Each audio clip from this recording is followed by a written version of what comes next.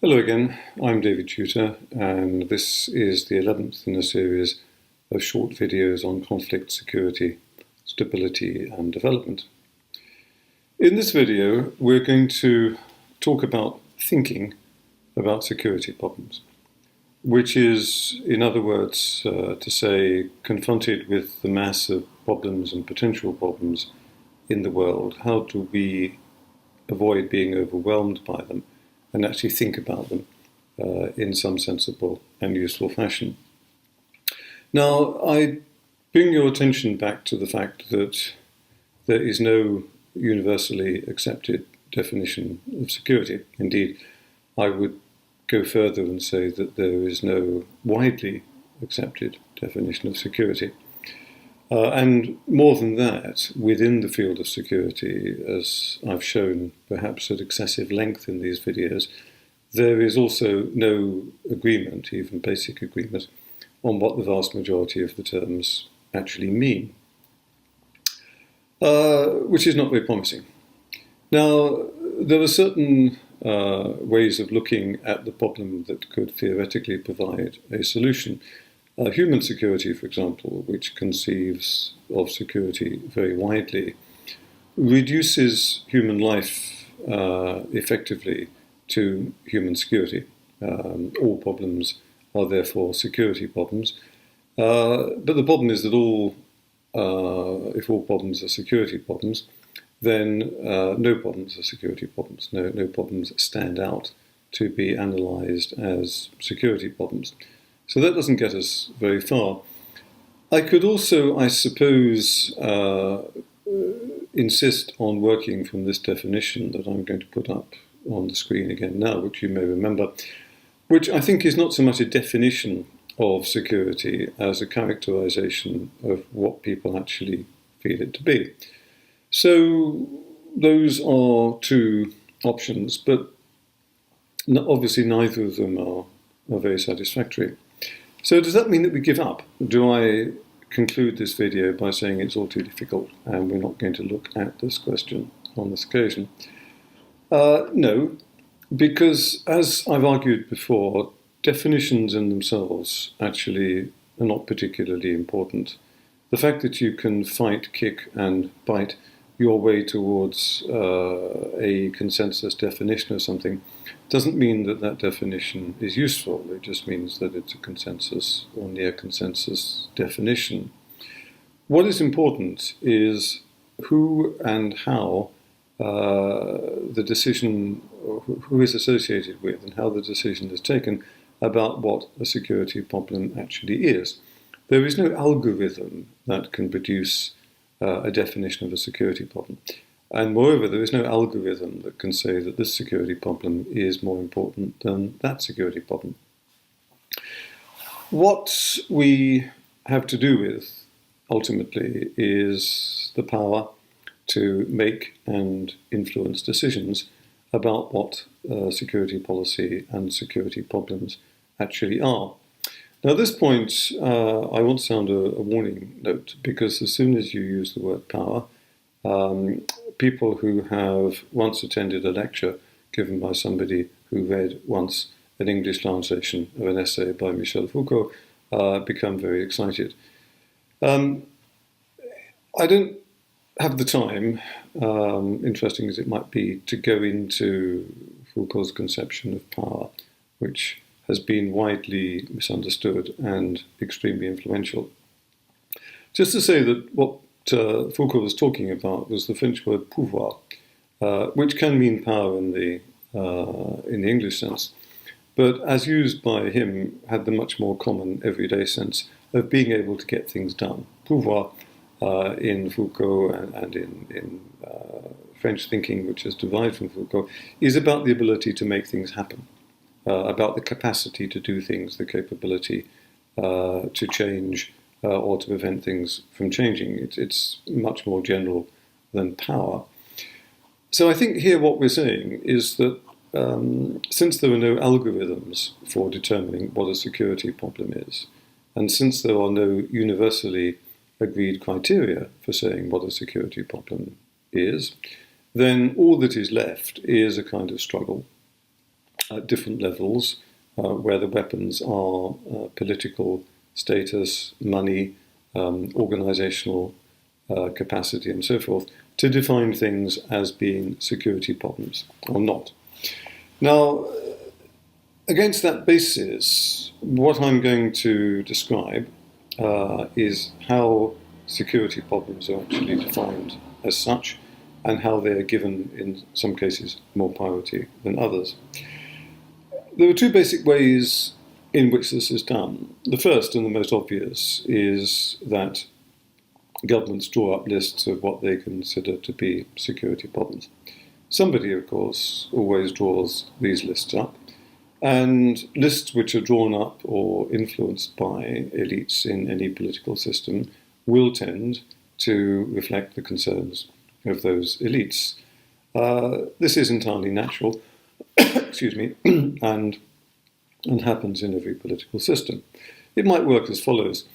If you are a reasonably comfortably off think tank thinker with a nice house in a suburb of a major capital, and you've been working for 25 years on problems of nuclear proliferation in the Middle East, then if somebody taps you on the shoulder and says, what is a security problem, your first thought would be, well, if Iran were to develop nuclear weapons, that might be a security problem. On the other hand, your gardener, who may go home every evening to a suburban slum where crime is high and personal security is not guaranteed, might have an entirely different opinion of what the most urgent security problem is. Now, there's no way, as I said, there's no algorithm for choosing between things like that. It's a question of who ultimately has the power to draw up the agenda.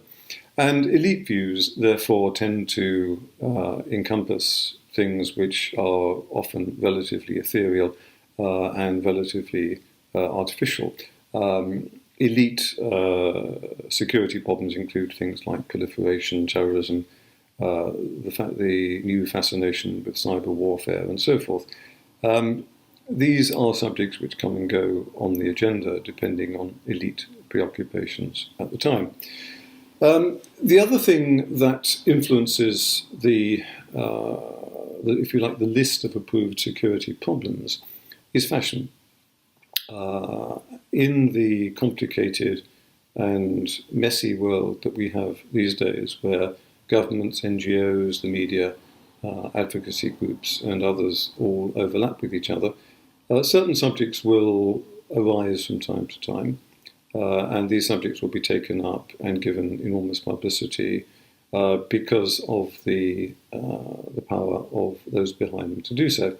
And we're not necessarily talking about brute power here. For example, the ability to have access to the media and to get the media to write about your subject is a type of power, and that influences the nature of the international security agenda.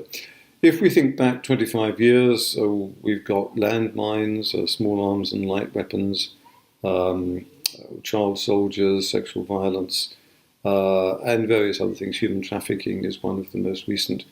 And these are all problems to some extent, but their status, their position in the league table, the amount of time that they get devoted to them at the United Nations or whatever, is a feature of the power and the influence of those involved in putting them forward. And such ideas tend to dominate the agendas of international organizations, because whereas something like the proliferation of missile technology is very complex, the proliferation of small arms and light weapons is much easier, and human trafficking is something that everybody thinks they understand, and naturally you will tend towards the least common denominator in large international organizations. The other thing, I think, is that these two agendas are by no means separate, because it's often the case that governments will take up an NGO or normative agenda. I mean, the classic example is international justice, because they can see it as being in their foreign policy interest to do so. So for a period of time, everybody goes nuts on one of these subjects. Another influence, which is perhaps banal but shouldn't be ignored in all of this, is the influence of organizational structures and processes. What I mean by that is, for example, if you're a donor, you've got a certain amount of money to hand out, and you've got to defend having handed that money out in the first place, and then having it properly spent to your parliament or to your finance ministry or whatever. This means that solutions to problems often come before problems, and therefore that problems, by extension, are often selected because it is known in advance that they can be addressed. Not necessarily solved, but at least addressed. Broadly speaking, therefore, what you want is a solution, or at least a step forward, which you can accomplish in the 2.5 years that the average official spends in their job. At the same time, you're also limited, and this is a linked problem, in what you can accomplish. Many donors, for example, are unable to explicitly directly engage with security forces. They can give training and assistance in general terms, but they can't provide money, they can't provide weapons, they can't provide training, all this kind of thing. So in the end, security problems are easily defined sometimes as what it is that donors can do in a reasonable amount of time. And because that determines what the solutions are, the solutions determine what the problems can be. A very simple example would be a country where the military and the police are effectively useless because they're unpaid, largely untrained, and almost unequipped. Now, the common sense response in such a situation would be training, equipment, better organisation, better recruitment, and all these kinds of things. And indeed, there are examples in the world where this has been done. And the problems are therefore conceived in traditional securocratic terms. However, if you're a donor, if you're one of the main donor countries or an international organisation like the European Union, you can't do any of that because you're not allowed by legal or other political limitations to spend money on those sorts of things. So you look to see how you can redefine the problem as one you can solve, a persistent theme of these lectures. And you stumble on the fact that the police and the army are both very corrupt because they're not paid, and also that in their operations they can sometimes be brutal or accused of being brutal to the civilian population because they're not trained and not properly equipped. So you decide to redefine the problem from one of the incapacity of the security forces to their corruption and brutality. And that means that you can therefore bring in anti-corruption consultants and hold seminars where you will instruct police and military to be honest even if they're not being paid. And you will send the police and military unequipped and untrained as they are on human rights courses. And at the end of the 2.5-year period, you can say that you've trained X number of people, had Y number of seminars, and so on. Now, if that sounds cynical, it is, but I mean, to be fair, those people on the ground who try to implement such programs would be the first to criticize them and their lack of relationship to the real problems. But they are ways in which problems are defined. Equally, what people see as their problems are not necessarily things that donors and Western governments can deal with. Obviously, popular opinion may not be fully respectful of human rights, for example, may not regard representativity in the police as being the major problem, as perceived from street level and so forth. But sometimes it becomes almost caricatural. I can't resist this story. Some years ago, I was involved in a survey in an African country, in a major city, into what people thought their major security problems were. And unsurprisingly, insecurity at home, the possibility of theft and so forth, was the most important single concern that people had. Now, you would want to address that somehow, and therefore the next question was, what do you think is the major cause? What do you think is the major vulnerability that brings about such a very high level of theft from houses in your city? The response was not one that the NGO concerned had expected. It was magic. In other words, most people believed that the thefts that took place in their house were the result of the activities of sorcerers. Now, and that's not something to laugh at, by the way. Clearly, it would have been impossible for those concerned with the survey to have gone back to whoever was funding them and say what we need is a training program for white sorcerers, even if that is what the population clearly wanted and the nature of the security problem that they envisaged. So, against that background, where priorities and indeed the very nature of security problems are set through this complex and messy process of power and influence and so forth, what can we do to think about these problems in a more organised fashion? Well, I'm going to, in the second half of this talk, briefly outline two ways of reducing uncertainty. The first is to distinguish very clearly between primary and secondary security problems, which is often never done. A primary security problem is one where, on a day-to-day basis, people's security, personal or the security of their possessions or their family or their group, is being threatened. A war, a collapsed state, a situation where a locality is controlled by organised crime and so forth, those are primary security problems. And if you look at Libya today, for example, that is a country which is full of primary security problems. But most things that are put forward as security problems aren't in any immediate sense. And they are therefore secondary security problems because they contain within them the possibility of provoking primary security problems. Global warming, for example, is not in itself a security problem. Global warming has a number of implications which, if they turn out the way people fear they will turn out, do have security problems attached in the more classic sense of the term. Likewise, to say that youth in Africa, some countries where 3/4 of the population are under 18, is a security problem, is clearly excessive. What you can say is that demographic distributions of that kind can and do lead to primary security problems, but we don't know whether they will or not.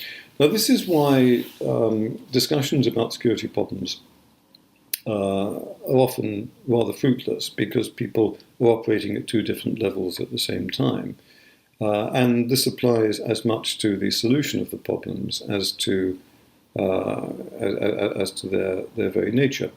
For example, if I say that the possibility of more Islamic attacks in Western Europe is a security problem, and that needs to be looked at and dealt with in some fashion, someone will immediately reply, yes, but we must tackle the long-term reasons why such attacks took place in the first place. That's not necessarily wrong, but it's a response at a different level from the question of how you prevent an attack next week or next month or even next year. And it's caused by this tendency to confuse primary and secondary security problems. And unfortunately, when people talk about responses to security problems, they often think in the secondary sense. To say we must tackle the underlying questions, or we must tackle the underlying causes of this violence or this security problem, may be true, as I've said, but it's not actually very helpful, because by definition, underlying problems are difficult to define and take a very long time to solve. And quite often, we must tackle the underlying problems is a way of saying we must do nothing, or at least we're not prepared to do anything. because it's all too difficult and too long-term and too complicated. Now, a classic example of this confusion of levels is migration. Some people will say migration is a security problem. Others will say migration is not a security problem. And they're obviously talking, again, at these two different levels. In itself, migration does not have to be a security problem. It, after all, means just movements of anything from one person to very large numbers of people from one place to another. What we can say is that large-scale migrations in history have sometimes, but not always, led to significant security problems. One obvious example is population displacement, often violent and terrible. Examples all over the world, but recent ones include Eastern Africa in the 19th century, or indeed Eastern Europe after the Second World War. We can say that direct conflict is not unknown as a result of migrations, that organized crime tends to follow migrations and to establish itself in the new country, in the host country, where migrant criminals enjoy advantages compared with domestic criminals, often of language, of social bonds, of culture and this kind of thing. We can talk about fragilizations of the social systems that might arise from large-scale migration and so forth. We can say that all of these things have happened in history many times as secondary consequences of migration.